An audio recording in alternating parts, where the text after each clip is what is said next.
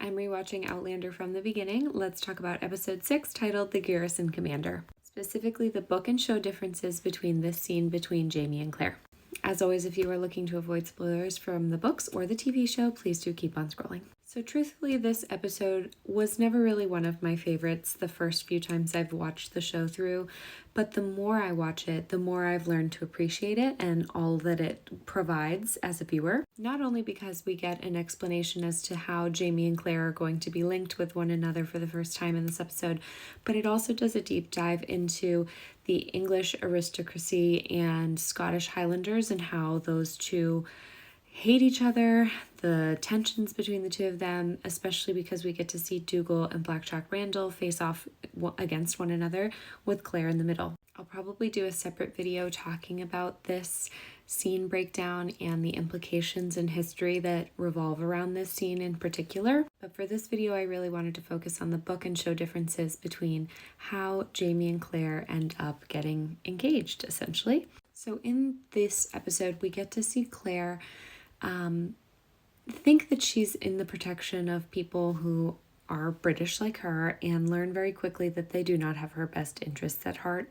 Ultimately, we also see how Blackjack Randall is still inherently rotten to his core and just a horrible person. And this was a really hard scene for me to watch the first time. I definitely had a jump scare when this happened. And you really get to see Claire get lulled into such a false sense of security being amongst who she believes are, her people that would take care of her and let her go. And she, at this point, didn't really understand just how much the hatred between the clan system and the English would affect her, I think. And she's scared. She leaves this moment with Blackjack Randall feeling very scared for her future, and ironically it's Dougal, someone who also has made her feel, inferior or less than in her short time with him together. He saves her, but also explains to her pretty blatantly that she really needs to marry someone in order to be protected by the British, something that I don't think she ever considered being something she needed protection from. Now, I do think that the show does a very good job explaining Claire's situation to the viewer so that we do understand the stakes and why it is important for her to marry someone for protection. But the book, again, is in Claire's POV, so there's a lot more insight into what she's thinking about this situation as you're reading the book.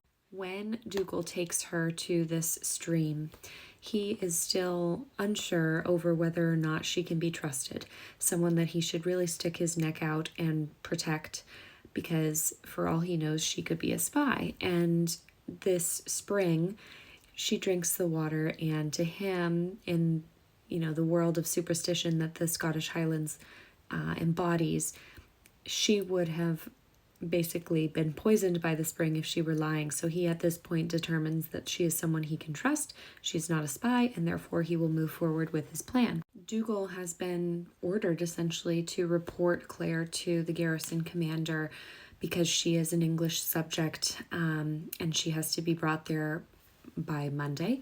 And he essentially tells her there's only one real way out of this that he can see, and that is marrying a Scot. This is because technically she is a subject of the British Crown, and therefore Blackjack has the authority to question her as a subject of the British Crown. And so Dougal says, if we change that and you are actually a Scot, then it falls under Scots law that even with suspicion, a Scottish subject cannot be removed from clan lands. The caveat being at least not without the permission of the laird, which we know is Colum. Immediately, Dougal says, you must marry a Scot, young Jamie. So he has already had the idea that it was going to be Jamie in the back of his mind. And Claire immediately says, I couldn't do that.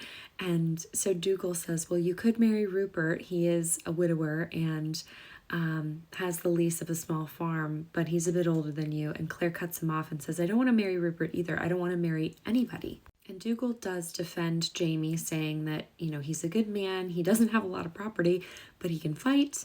He's not going to be cruel to you. He's kind-hearted, good-natured. He has very good reason to hate Randall as well. He'd fight to his last death to protect you. And Claire just straight up says, I can't marry anybody. Even as she continues to resist this idea that Dougal presents to her, it's very clear to her that Dougal isn't going to listen to her requests. And so sometime later, when she rides back with him in silence, she takes refuge in her room and thinks it over. So this is when we finally have time to sit with Claire and learn about what she's thinking about this more intimately. Her first thought is that whether she likes it or not, Dougal's idea actually has a lot of merit, because if he straight up refused to hand Claire over to the English, then they might easily try to take her by force, and that's something that she doesn't think Dougal would risk doing and sticking his neck out for, because she's not someone that he would necessarily want to engage in a fight on behalf of. And then she realizes that it actually has merit on her end too, because if she was married to a Scot, then they would stop monitoring her and watching her so closely and being suspicious of her. And if Jamie was who she married, someone who clearly likes her, enjoys spending time with her, and knows the Highland area so well, maybe he would bring her back to the Stones so that she could go home. Because at this point, regardless of these moments that we've seen her and Jamie have together, Claire's still very much focused on getting to Craignadoon and going back to her own time. Now in the book, this scene takes place in a room that Claire is sitting in, and Dougal barges in basically alongside Ned Gowan and Rupert and hands her this contract that Ned had drawn up. They ask her if she still has property in France, and essentially say, that's it, you'll just need to sign here at the bottom and Dougal and Rupert will be the witnesses. Claire reads that it says contract of marriage and questions, what is this? And Dougal says, you know quite well what it is. If you have any other way of getting yourself out of this mess, feel free, but that you know that this is the best way to make sure that you're safe from Blackjack Randall. And Claire says, I don't want to marry. And she's being very stubborn in this scene.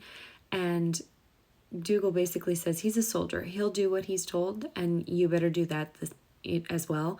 And Claire asks, okay, well, I want to talk to Jamie if I'm going to go through with this marriage contract. There's actually a little goof here, a little Easter egg for the next episode. I don't know if anybody has noticed this, but I will give a little clue. Look at the names at the top there. And in the books, Claire says, okay, I'm going to go find Jamie. So she goes down into the tap room to find him and pretty much questions him flat out, are you aware that Dougal wants us to marry? And he says, yes, I knew that. And she says pretty much the same dialogue as the show points out, which is like, why would you do that to yourself? I'm sure you have prospects other than me. I think the show does a better job of kind of making this scene a little sweeter. In the books, it's like very cut dry. Jamie says, no, there's a price on my head. No father wants me marrying their daughter. It doesn't bother you that I'm a virgin. No, it doesn't. And then the last sentence of this scene in the books is, clearly the courtship was over.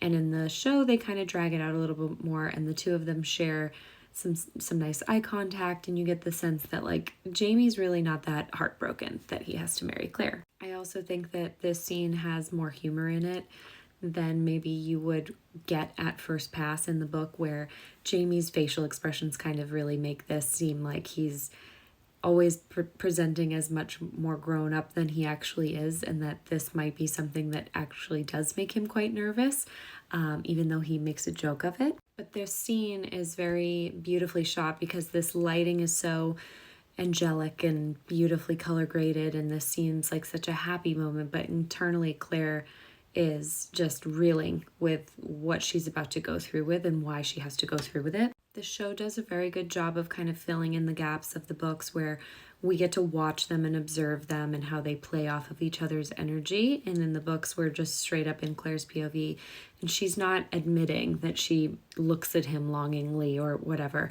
But we get to see that in these little scenes in the show. And in the books, she goes down to the tap room and asks for a whiskey. In the show, obviously, we see her come up from this little ledge that they were sitting on in the woods. And I love this scene where all the men are watching her just walk up in such an angry fury, grab the bottle, walk through all of the men, and we're left watching Jamie look at his future wife just being such a powerhouse, and he clearly loves her already. But in the books, Claire basically drinks herself the rest of the night, and in the show, I think it's a little better paced. So that's the key differences between it. What did you think about that?